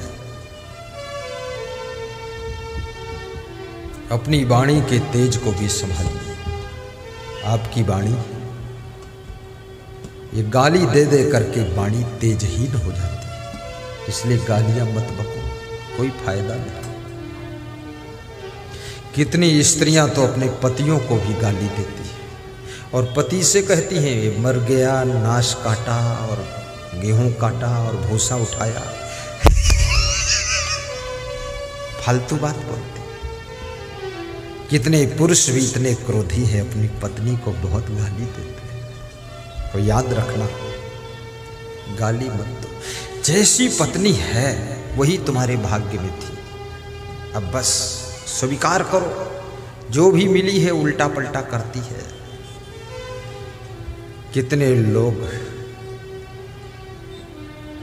बहुत पुण्य कमा चुके हैं, उनको बड़ी बुद्धिमान पत्नी मिली है, समझदार, इशारे से काम करती है।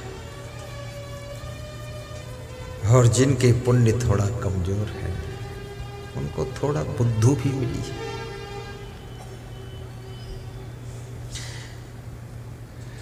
चाय मांगते हैं तो गिलास में ला कर देती है और पानी मांगते हैं तो कप में ला कर देती है। पति सोचता है इतनी भी बुद्धि नहीं, तो बताती है पीना तो है और क्या करना है, कप से पी लो, क्या फर्क है।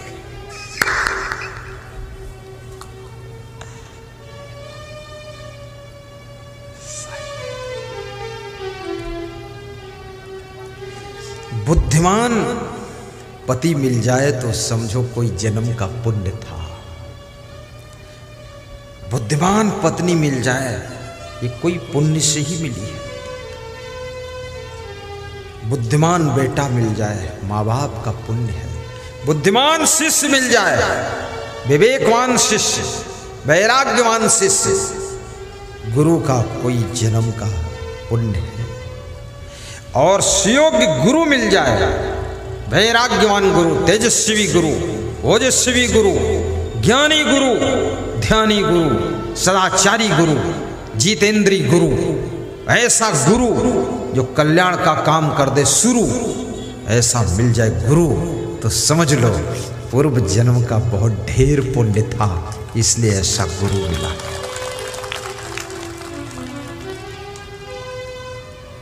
इसलिए खूब पुण्य कमाओ। तुम गाय की सेवा करते हो, पंछियों की रक्षा करते हो, जीवों पर दया करते हो, प्यासे को पानी पिलाते हो, भूखे को भोजन खिलाते हो, अतिथि का सत्कार करते हो, संत का आदर करते हो, सत्संग समागम कराते हो, ये सब करने से बहुत बड़ा पुण्य इकट्ठा होता है। दान करने से भी पुण्य होता है। किसी के दुख को दूर करते हो तो पुण्य इकट्ठा हो जाता है। हमारे पास में एक माता जी आई पिछले गांव में, बोली मेरी चैन खो गई, गले की चैन। तो मैंने ऐसा फूल उठाया, उनके सिर पे लगाया। हमने कहा माता जी दुखी मत होना। तो वे अपना बटुआ खोलने लगी और बटुआ से 100 रुपये निकाल कर दान दिए। हमने कहा माता जी चैन खो गई और फिर भी 100 रुपये दान दे रही हो। बोले ये 100 रुपये के दान से इसी पुण्य से दूसरी चैन मिल जाएगी। तो हमने कहा आप ज़्यादा दुखी नहीं हैं? बोले आपके ज्ञान से दुख नहीं हो रहा है, दुख नहीं हो रहा। तो मैंने कहा आशीर्वाद है, मिल जाएगी चैन, मिल जाएगी।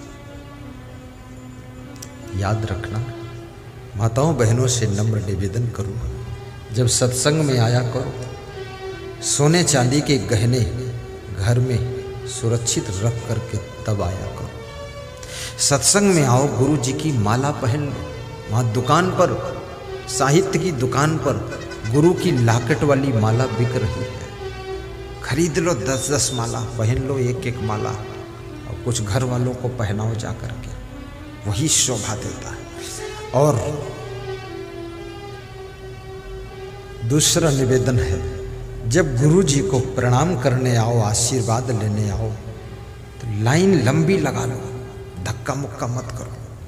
एक के पीछे एक, बारी बारी बारी बारी प्रणाम करते जाओ, गुरु जी का आशीर्वाद लेते जाओ। फट से इधर सामने निकलते जाओ, साइड से आओ तो सामने निकल जाओ। एक दूसरे को छुओ मत, धक्का मत मारो। गुरु जी जाएंगे कहाँ?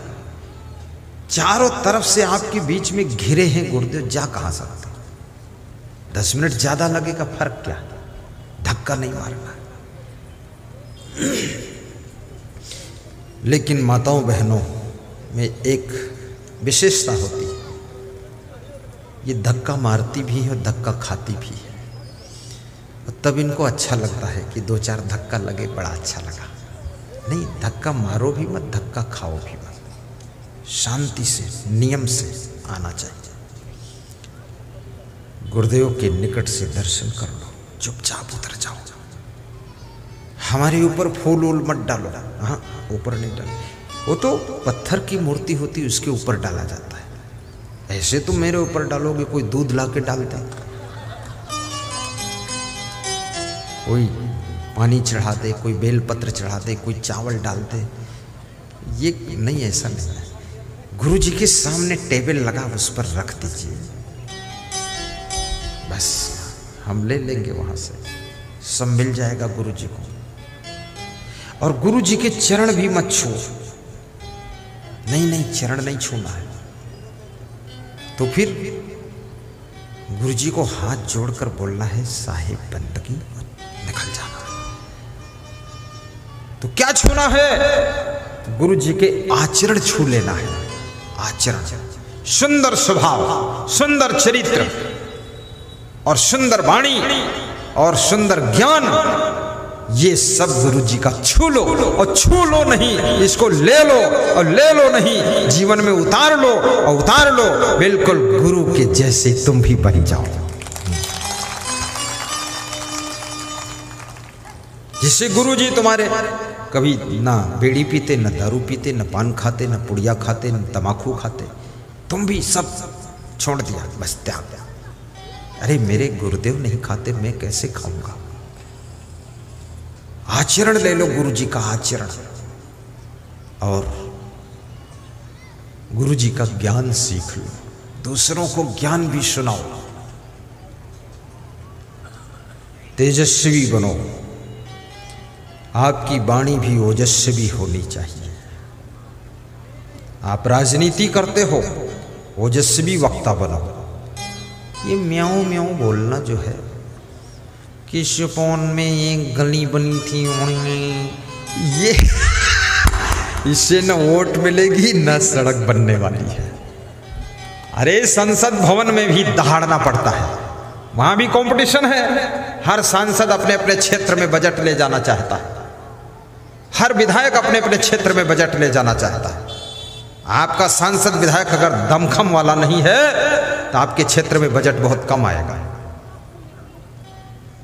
वहां भी बोलना पड़ता है, और बोलना पड़ता, समझाना पड़ता है।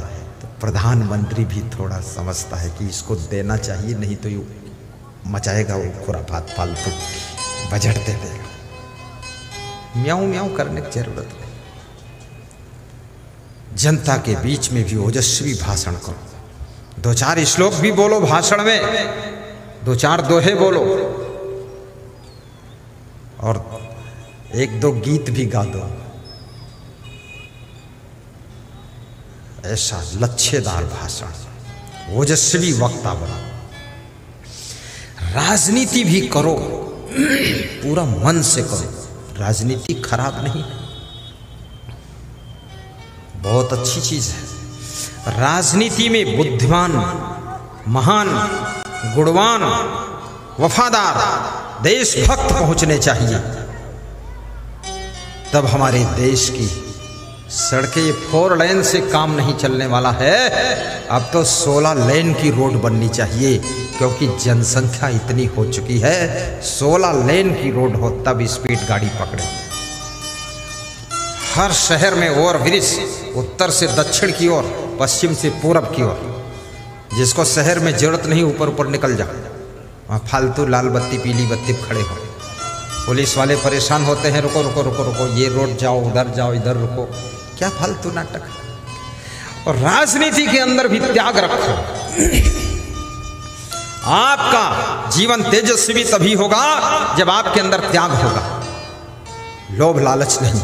क्या करोगे इतना पैसा, कोई जरूरत नहीं है। केवल पैसे से चुनाव जीत भी नहीं सकते आप, ये भी याद रखना। और आदमी ना किसी जाति का है, ना पाति का है, ना मजहब का है, आदमी तो अपने फायदे का है। जहां जिसको फायदा होता है वहां लोग वोट दे देते हैं, उसके साथ जुड़ जाते हैं। फायदा, शक्कर डाल दो चींटियां इकट्ठी हो जाएंगी, लेकिन नमक की बोरी रख दो एक चींटी नहीं आएगी। जहां मिठास है वहां चींटियों के झुंड इकट्ठे होते हैं, जहां फायदा है वहां वोट मिलती है, जनता को फायदा होना चाहिए। मैं सब नेताओं को समझाता हूं, राजनीति करो, अच्छी चीज है। कोई नेता ये मत समझे गुरुजी स्वयं राजनीति करना चाहते, मैं नहीं करना चाहता, लेकिन मैं करवाना चाहता हूं। जो कर रहे हैं वही अच्छा करें, सुधार करने, गलती अगर उनमें है कोई, मैं क्या करूंगा। मैं तो इतनी बड़ी धर्म नीति कर रहा हूं कि इसी से फुर्सत नहीं हमको। राजनीति करने वालों की भीड़ है, गली गली में राजनेता पैदा है, लेकिन मैं जो काम कर रहा हूं समाज सुधार का, संस्कार देने का, ये काम करने वाले दुनिया में बहुत इने गिने लोग हैं, कम लोग हैं। मैं यही काम करता रहूंगा, सबको संस्कार दूंगा। बोलो ठीक है कि नहीं? बोलते क्यों नहीं हो? नहीं बोलोगे तो राजनीति में चला जाऊंगा। बोलो यही ठीक है ना? यही ठीक है। राजनीति तुम करो, तुम बनो मंत्री, मुख्यमंत्री, प्रधानमंत्री, तुम्हें ही मेरा आशीर्वाद। जो राजनीति में काम कर रहे हैं उनको ही मेरी व्यास गादी आशीर्वाद दे रही है। उनकी बुराइयां दूर हो, अच्छे इंसान बने, मांस मछली अंडा नशा शराब मुर्गा खाना बंद करें, एकदम शुद्ध शाकाहारी रहे, और इस भारत देश को भारत माता जैसे कहा जाता है, माता जैसी ही इसकी सेवा करे, ये भारत देश महान बने, ऐसा सब नेता काम करें। ओजस्वी वक्ता बनो, यशस्वी भी बनो। आपके कर्म ऐसे होने चाहिए कि आप यशस्वी भी हो, और तपस्वी भी बनो। हर व्यक्ति को तपस्वी, ये महिलाओं को भी तपस्वी बनना चाहिए, यशस्वी महिला बनो। अरे तुम मर जाओ, दुनिया से चला जाए, तुम्हारा शरीर दफन हो जाए, फिर भी घर के लोग 50 साल तक तुम्हारे यश को याद करें कि मेरी माँ, मेरी सासू बहुत अच्छी थी। राजस्थान में मैं एक गांव में गया, 3 बहुएं आई, तीनों व्यास गादी पर रोने लगे। क्या हुआ? बोले मेरी सासू मर गई। ज्यादातर बहुएं सासू के मरने से खुश होती कि अब जंजाल खत्म हुआ, पर वो रो रही थी रो रही थी फूट फूट कर।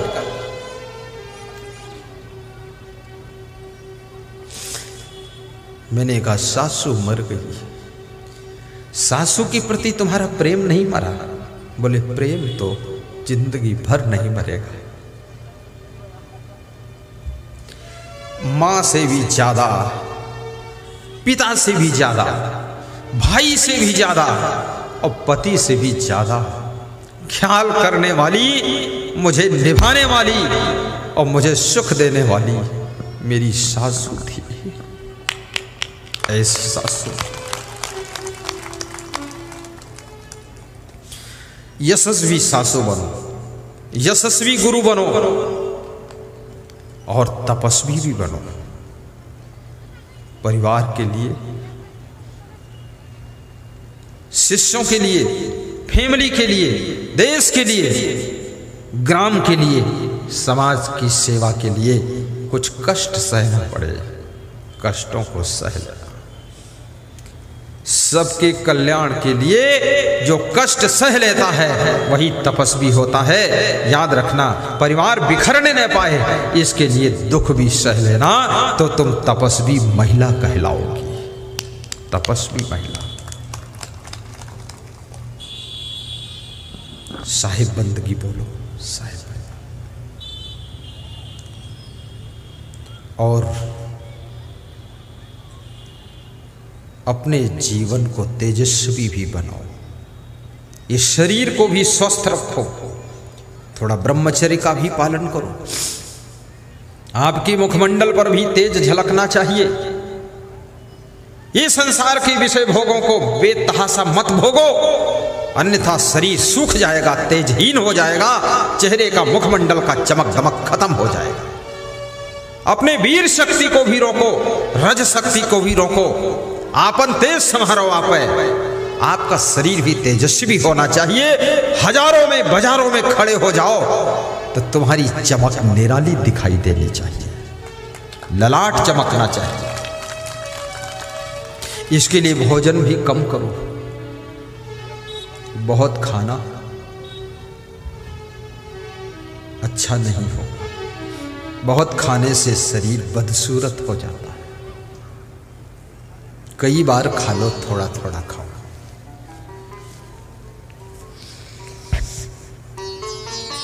थोड़ा सलाद रोज खा लो। सलाद समझते हो? ना समझना तो घर में समझना जाकर।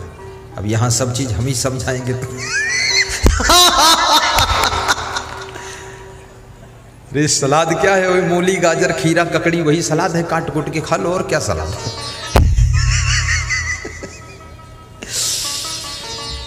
थोड़ा सलाद खा लो।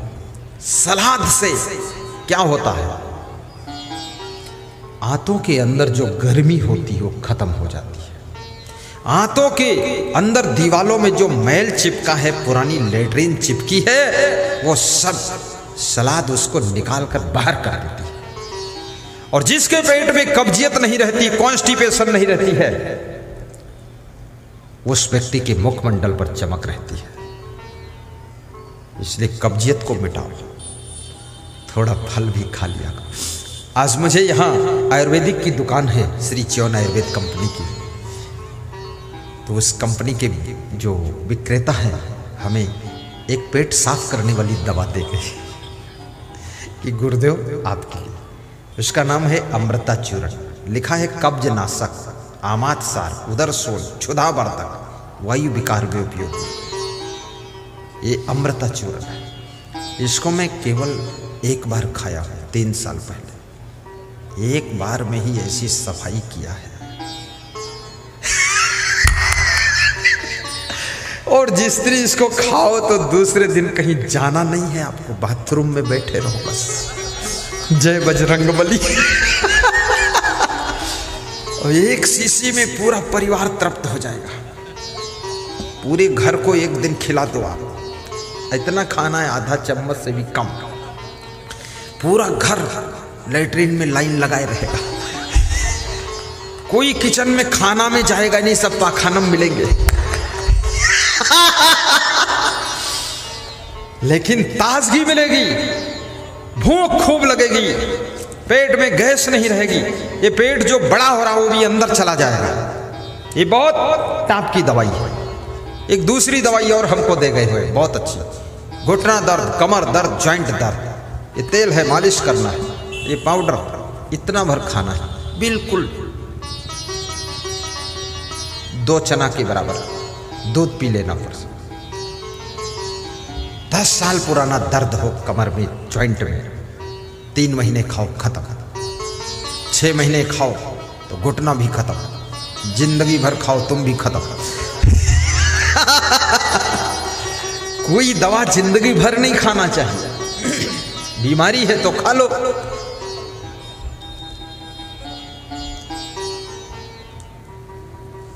च्यवनप्राश भी कभी कभी खा लिया। बहुत अच्छी दवाई है। आयुर्वेदिक दवा ठीक रहती, फिर होम्योपैथिक ठीक है। इसके बाद दूसरा नंबर नेचुरोपैथी, तो बहुत ही ठीक है। एलोपैथी जब कहीं से फायदा ना हो तो तत्काल फायदा एलोपैथी। तुरंत लिया पैरासेटामॉल, बुखार उतर गया।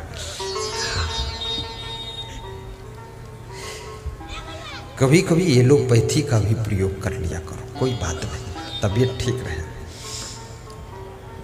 लंबी सांस लिया करो, योगा भी कर लिया करो। और मन यदि आपका ठीक है, मन का सही होना शरीर को स्वस्थ रखने में बहुत सहायक होता है। और मन को सही करने के लिए प्रवचन रोज सुनिए। यहां सत साहित्य केंद्र आया है, वहां से सदग्रंथों की किताबें सब खरीद लीजिए और मन को पवित्र करने के लिए गुरु का दर्शन करिए। अपने मोबाइल में गुरु का फोटो रखिए, महान पुरुषों का चित्र अपने घर में लगाइए, दर्शन कीजिए। अभी मैं एक भक्त के घर गया था तो उसके घर में हर दीवार पर फोटो गुरु का लगा था। मैंने कहा क्या बात? बोले बात ये है, दर्शन करने से हमारा मन ठीक रहता है, नहीं मन गड़बड़ाता है। और ये मन ऐसा विचित्र है, मेरा मन डोले मेरा तन डोले। जिसका तन मन डोल गया तो उसका घर भी डोल जाएगा, परिवार डोल जाएगा, दुकान भी डोल जाएगी, फिर गाड़ी घोड़ा डोल जाएगा, फिर डोल डाल हो जाएगा, सब डोल डाल।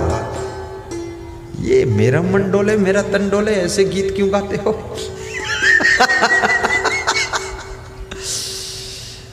एक साइकिल चला रहा था, नवयुवक को गीत गा रहा था, मेरा मन डोले मेरा तन डोले, मेरे दिल का गया करार रे, कौन चलावे साइकिलिया।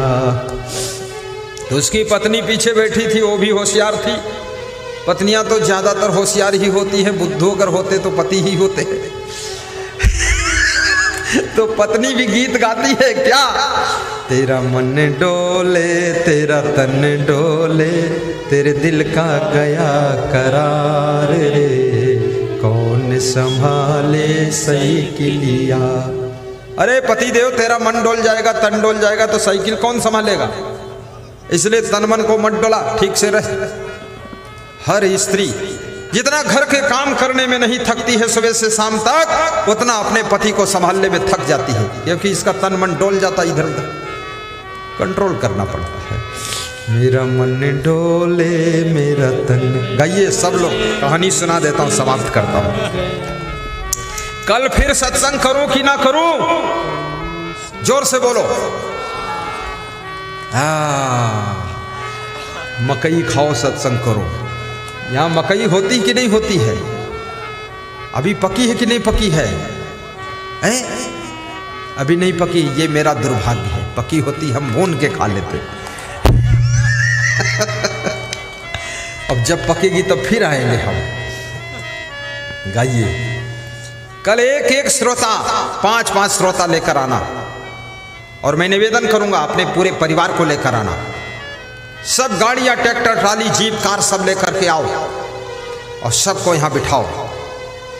मैं कहूंगा अनिल मंडल से देख लो जगह, आगे वाले मुड़ के पीछे देख लें जगह कितनी खाली पड़ी कि नहीं पड़ी है। मुड़ो आगे वाले। महिलाओं क्यों नहीं मुड़ के देखती हो? अरे उनको मेरे ऊपर भरोसा है, वो क्यों मुड़ेंगे? तुमको विश्वास नहीं इसलिए मुड़ रहे हो तुम। सब फुल है, 500 लोग 1000 लोग बाहर खड़े हैं, पंडाल और फुल। इधर देखो कितना फुल है, इधर भी फुल, उधर भी फुल, इधर भी फुल, और हमारी तरफ देखो तो फूल ही फूल। ये देखो फूल, माला और फूल। मेरा मन डोले मेरा तन डोले, मेरे दिल का गया करार रे, कौन चलावे साइकिलिया। मेरा मन डोले मेरा तन डोले, मेरे दिल का गया करार रे, कौन चलावे साइकिलिया।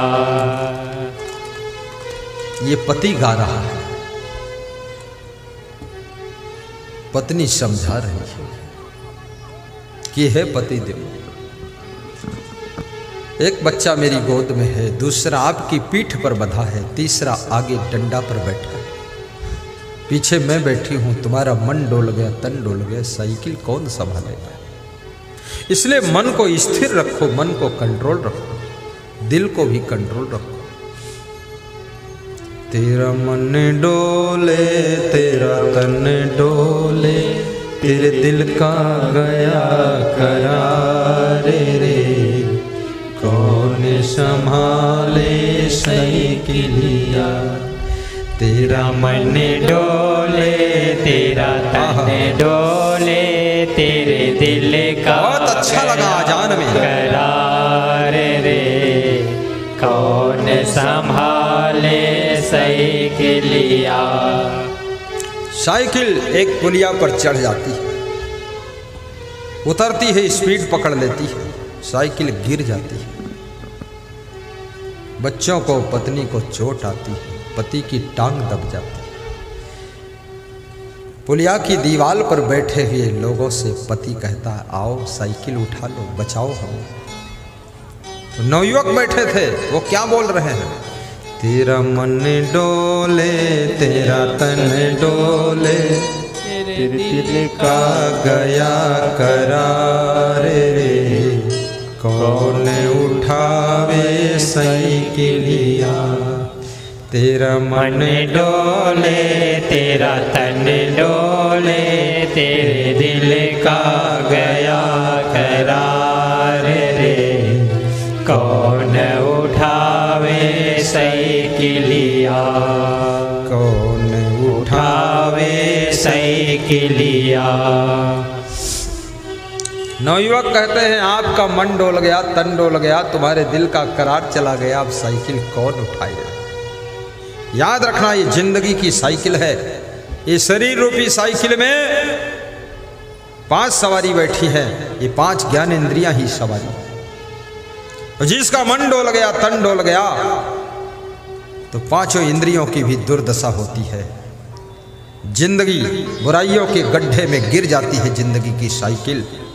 इसलिए सत्संग की आवश्यकता है, ताकि आपका तन मन स्थिर रहे और जिंदगी की साइकिल शराब के गड्ढे में न गिरे और बुराइयों के गड्ढे में न गिरे। आपकी जिंदगी की साइकिल सतमार्ग के पथ पर चले और मोक्ष की मंजिल पर पहुंचे और सुख शांति की स्टेशन पर पहुंचे। मेरा मन डोले, मेरा तन डोले, मेरे दिल का गया करार रे, कौन चलावे साइकिलिया। बोलो सद्गुरु भगवान की जय। बहु बंधन से बांधिया एक विचारा जीव, बंधाय विषया संगो मुक्तो निर्विषयम मना, मनयो मनुष्याणाम कारणम बंध मोक्ष। यतेन्द्री मनोबुद्धि मुनि मोक्ष परायणा, विगत इच्छा भय क्रोधा, यह सदा मुक्ति उत्साह। नीति शास्त्र कहता है, मनुष्य के मन में ही बंधन है और मन में ही मुक्ति है।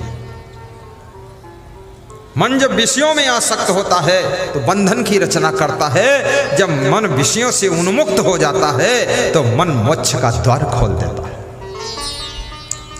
आप सभी का कल्याण हो, आपको सुख शांति मिले।